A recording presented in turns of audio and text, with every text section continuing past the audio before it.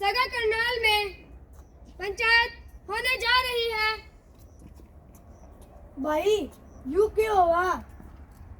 भाई इस मनी तुम अपने गांव की बात रख सको और अपने गांव की समस्या बता सको। अच्छा भाई। हाँ सर किम बता सको, पानी की समस्या के है, तालाब में गंद है, मान लो वो की समस्या है, बिजली की समस्या है, कोई भी समस्या जो नहीं गांव में वो ओड़े बता सको। या तो बढ़िया, घनी बढ़िया बात है भाई थम भी आइयो और भाइयों ने बताइयो और आनंद उठाइए पूरा सभा का। हाँ भाई चलो।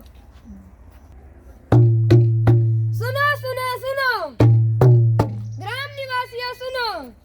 मॉडल ग्राम सभा के अवसर पर एकत्रित हुए हैं।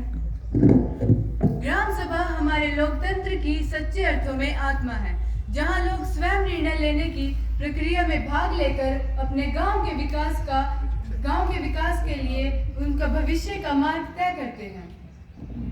इस मॉडल ग्राम सभा के माध्यम से हम जवाहर नवोदय विद्यालय के विद्यार्थी यह जानने और समझने का प्रयास करेंगे कि लोकतंत्र जमीनी स्तर पर किस प्रकार काम करता है और युवा किस प्रकार अपने गांव तथा देश के उज्जवल भविष्य को आकार देने में सहयोग करते हैं। साथ ही इस आयोजन का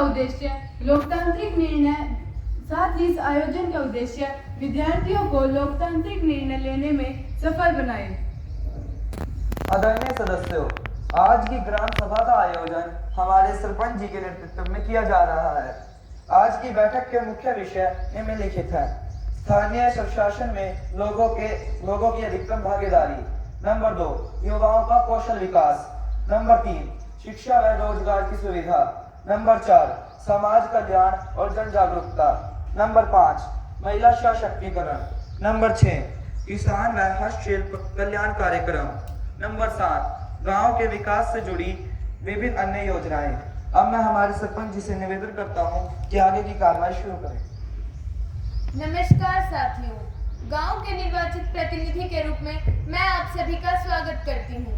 आज की यह सभा इसलिए जरूरी है क्योंकि आज हम यहाँ अपने गांव के चुनौतियों और गांव के विकास के बारे में चर्चा करेंगे। अब मैं सभी सभा सदस्यों से अनुरोध करती हूँ कि वे अपने अपने विचार रखें। ग्राम सभा से मेरा अनुरोध यह है कि मनरेगा का कार्य जिससे गांव में भूमिहीन तथा महिला तथा गरीब लोगों को रोजगार मिलता था, हमारे गांव में दोबारा शुरू किया जाना चाहिए। के सरपंच साहब, हमारे जैसी ना जाने कितनी महिला इस योजना का लाभ उठाकर अपना घर बार चला पा रही, लेकिन अब हमारे पास कोई काम नहीं है। मेरा आपसे एक अनुरोध है, हमारे गांव में यह मनरेगा योजना दोबारा शुरू करा दी जाए। सभी को मेरा नमस्कार। मैं जीविका रोजगार सहायक अधिकारी आप सभी को बताना चाहती हूँ कि पंचायत ने आपकी समस्या को ध्यान में रखते हुए गांव में मनरेगा योजना को पुनः शुरू करने का प्रयास खंड विकास पंचायत अधिकारी नीलोखेड़ी को भेज दिया है और इसे जल्द ही गांव में शुरू कर दिया जाएगा। धन्यवाद। बिल्कुल, और मैं स्वयं भी खंड विकास पंचायत अधिकारी और कलेक्टर महोदय से इस बारे में बात करूंगी और मनरेगा के तहत धन आवंटित करने का अनुरोध करूंगी, जिससे मनरेगा के माध्यम से हमारे गांव के जरूरतमंद लोगों की सहायता हो सके। सरपंच जी, हमारे गांव की जोड़ की सफाई कई सालों तक नहीं हुई है, जिससे बारिश आने पर जोड़ का पानी भर जाए और आसपास की सड़कों पर भी पानी फैल जाए और आसपास के घरों में पानी बढ़ने का डर बना रहा है। मेरा आपसे यही अनुरोध है कि जोड़ की सफाई बारिश के मौसम से पहले करवा दीजिए। जी हाँ सरपंच साहब, मैडम जी बिल्कुल सही कह रही है। बारिश का पानी सड़कों पर भरने से मच्छर मक्खियाँ फैलते हैं, जिससे डेंगू मलेरिया जैसी अनेक बीमारियां फैलती हैं। मेरा भी आपसे अनुरोध है कि इस समस्या का हल जल्द ही कर दिया जाए। हमारी ग्राम पंचायत ने पिछले महीने ही जिला प्रशासन करनाल को पत्र लिखकर इस विषय से अवगत करवाया है और साथ ही साथ जोड़ के किनारों के लिए 6 वाटर हार्वेस्टिंग पंप की भी मांग की है। उम्मीद है कि जोड़ की समस्या का समाधान जल्दी ही हो जाएगा। मैं खुद इस बारे में कलेक्टर महोदय से मिलकर आई थी।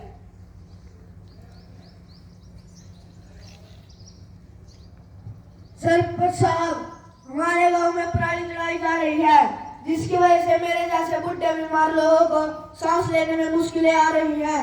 छोटे बड़े सभी लोगों को और पशुओं को भी इसकी वजह से काफी सारी परेशानियां आ रही हैं। हमारे गांव की सीमा में पराली जलानी बिल्कुल बंद करवा दीजिए।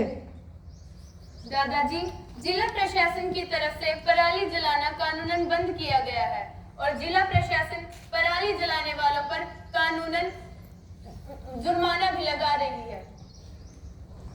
सरपंच साहब, मेरा ये कहना है, पराली जलाना बंद जुर्माने से नहीं, गांव वालों को पराली जलाने के नुकसान समझाने से होगा।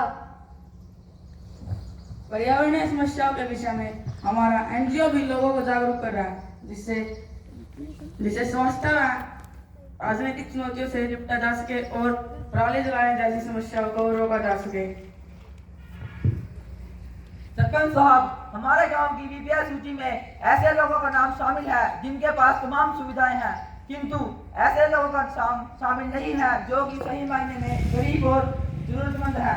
तो मेरा आपसे यह निवेदन है कि हमारे गांव के गरीब लोगों को सही अर्थों में इस योजना का फायदा मिल सके, इसलिए हमारी बीपीएल सूची को अपडेट कराया जाए। धन्यवाद। ऐसे तो जरूरतमंद लोगों का नाम बीपीएल सूची में जोड़ा जाए, जिससे कि सभी गरीब लोगों को सही तरह से सरकारी योजनाओं का लाभ मिल सके। सरपंच जी, नियम के हिसाब से तो हमारा नाम भी बीपीएल सूची में जुड़ना चाहिए। निसंदेह बीपीएल सूची की गहन जांच पड़ताल की जाएगी और बीपीएल सूची को अपडेट करने की अधिसूचना जारी होते ही हम बीपीएल सूची को निष्पक्ष रूप से अपडेट कराएंगे।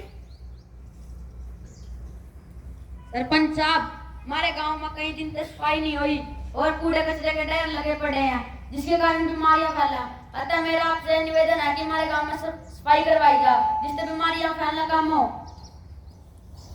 बिल्कुल सही कहा, लेकिन धनाभाव के कारण गांव में और ज्यादा सफाई कर्मचारी लगा पाना मुमकिन नहीं है। यदि यहाँ बैठे सभी सभा सदस्यों की सहमति से हम गृह कर, दुकान कर और जल्द कर लगा सके तो हम और ज्यादा सफाई कर्मचारियों की भर्ती करा पाएंगे और अपने गांव को साफ सुथरा बना पाएंगे।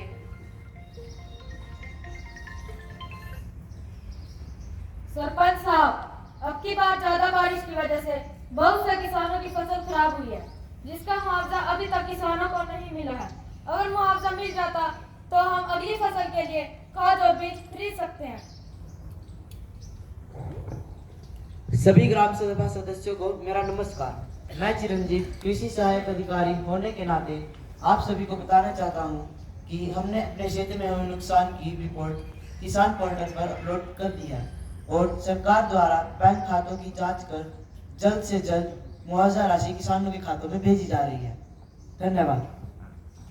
कुछ लोगों की मुआवजा राशि तो आ भी गई है, आप भी एक बार अपना बैंक खाता चेक करवा ले, हो सकता है आपकी भी मुआवजा राशि आ गई हो।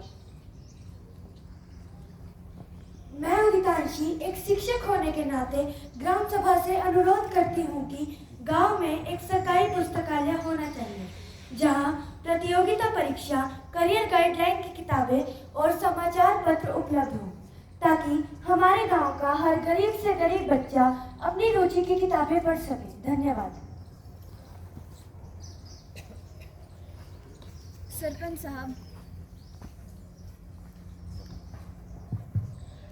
साहब, मैडम ने जो बात कही है वो हम जैसे बच्चों के लिए मील का पत्थर साबित होगी। मैडम जी, आपने बिल्कुल सही कहा। हम पुस्तकालय के लिए निधि आवंटित करेंगे और एनजीओ तथा दानदाताओं से भी सहयोग लेंगे।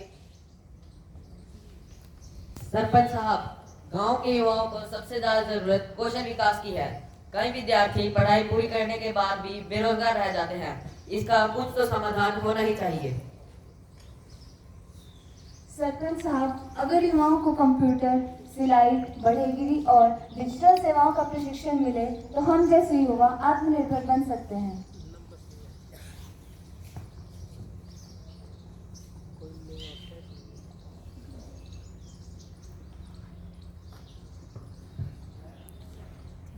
यदि गांव के युवाओं को खेल का मैदान और खेल सुविधाएं मिले तो वो अपनी प्रतिभा को और बेहतर ढंग से दिखा पाएंगे। बहुत सही बात कही। कौशल प्रशिक्षण और खेल का विकास हमारी प्राथमिकताओं में रहेंगे और हम जिला प्रशासन से अनुरोध करेंगे कि वो हमारे गांव में खेल का मैदान और कंप्यूटर केंद्र बनवाए। नमस्कार सभी को। हमारे गांव के अस्पताल में एक भी महिला डॉक्टर नहीं है। इसके कारण महिला को अपनी स्वास्थ्य संबंधी समस्याओं जैसे गर्भावस्था और प्रसव काल के दौरान दूर दराज शहर जाना पड़ता है, जो कि इतना आसान नहीं है। इससे महिला को अनेक परेशानियों का सामना करना पड़ता है। मैं आशा करूंगी कि आप इस विषय पर ध्यान देंगे। धन्यवाद। बिल्कुल सही बात कही है मैडम ने। हमारे दूर दराज गाँव की औरतों के लिए शहर के अस्पतालों तक जाना इतना भी आसान नहीं है। मैडम जी, मैं आपकी बात से सहमत हूँ। मैं भी एक महिला होने के नाते आपके विचार समझ सकती हूँ। मैडम, हम स्वयं सीएमओ साहब और जिला मुख्यालय जाकर इस विषय में निवेदन करेंगे कि हमारे गांव में एक महिला डॉक्टर की नियुक्ति की जाए। सरपंच साहब, हमारे खेतों में बिजली की तारें बहुत ही नीचा, जिससे कि माना खेतों में काम करते टाइम करंट लगने का डर बढ़े रहा। तो आपकी ये निवेदन है कि आप उन तारों को ऊंचा करवा दो। हमारी सभा में विद्युत विभाग कर्मचारी भी उपस्थित हैं। मैं उनसे अनुरोध करती हूँ कि वे अपने विचार प्रकट करें। ग्राम सभा के सभी सदस्यों को मेरा नमस्कार। मैं तेजस बिजली विभाग से आप सभी की समस्याओं को हल करने के लिए आज की बैठक में प्रस्तुत हूँ।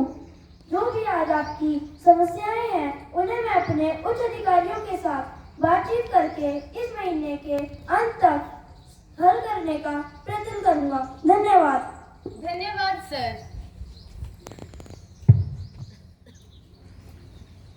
सरपंच जी, हमारे सुझाव सा कि सारे जरूरतमंद लोग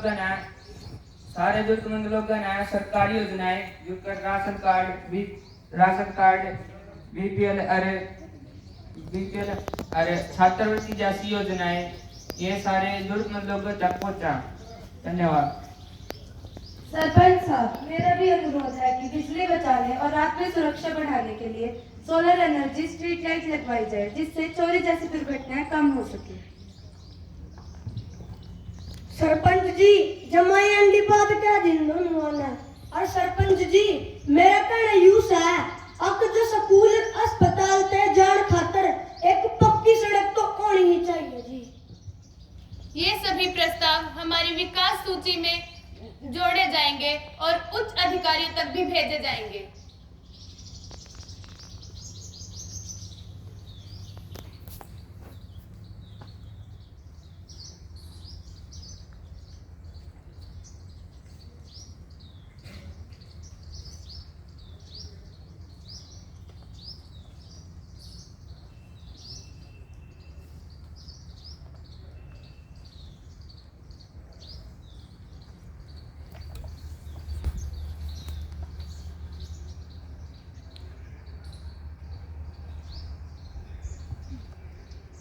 आज की ग्राम सभा में ये प्रस्ताव सर्वसम्मति से पारित किए जाते हैं। नंबर 1, मनरेगा का कार्य हमारे गांव में दोबारा से शुरू किया जाएगा। नंबर 2, बीपीएल सूची को अपडेट करने का कार्य किया जाएगा। नंबर 3, गांव के जोड़ की सफाई छटाई व वाटर हार्वेस्टिंग का काम। नंबर 4, महिलाओं और युवाओं के लिए स्वास्थ्य और जागरूकता सेशन आयोजित करना। नंबर 5, गांव में पुस्तकालय और कैरियर परामर्श कार्यक्रम की शुरुआत। नंबर 6, गांव में कौशल विकास व कंप्यूटर प्रशिक्षण की स्थापना। नंबर 7, गांव में मासिक स्वच्छता अभियान का आयोजन। नंबर 8, खेल और सांस्कृतिक गतिविधियों को बढ़ावा देने के लिए खेल का मैदान बनाना। नंबर 9, सड़क सुधार और सौर ऊर्जा आधारित स्ट्रीट परियोजना शुरू करना। नंबर 10, खेतों से गुजर रही बिजली की तारों को ऊंचा करवाने व बारिश से खराब फसलों का समय पर उचित मुआवजा दिलाना। प्रिय साथियों, आज की बैठक अत्यंत ही सार्थक रही। मैं आशा करती हूँ कि आप सभी ने बढ़ चढ़कर भाग लिया और अपनी समस्याओं के हल भी पाए होंगे। युवा हमारे देश की रीढ़ है। यदि हम उन्हें शिक्षा, सशक्तिकरण और अवसर देंगे तो हमारा गांव और देश अवश्य ही प्रगति करेगा। मैं सभी से अपने दिल से धन्यवाद कहना चाहूंगी जिन्होंने इस सभा में बढ़ चढ़कर प्रतिभाग लिया। मैं लक्षिका और मैं सृष्टि सभी गणमान्य अतिथियों जिन्होंने अपने व्यस्त समय में से हमारे लिए समय निकालकर हमारा हौसला बढ़ाया। साथ ही नवोदय विद्यालय समिति और पंचायत राज विभाग भारत सरकार जिनके तत्वावधान में यह कार्यक्रम करवाया जा रहा है, और पटकथा लेखक श्री देवेंद्र कुमार व संगीत शिक्षक श्री अशोक सागर का तहे दिल से आभार व्यक्त करती हूँ। इस कार्यक्रम को सफल बनाने में प्रत्यक्ष या अप्रत्यक्ष रूप से भागीदारी सभी व्यक्तियों को हम तहे दिल से शुक्रिया अदा करते हैं। मैं सभी प्रतिभागियों का भी आभार व्यक्त करती हूँ जिन्होंने इस मॉडल युवा ग्राम सभा को इतना अच्छा और सुशील बनाया। आइए हम सब मिलकर लोकतंत्र में लोगों की भागीदारी और जिम्मेदारी की भावना को आगे बढ़ाएं। इसी के साथ आज की सभा का समापन करते हैं। जय हिंद, जय भारत।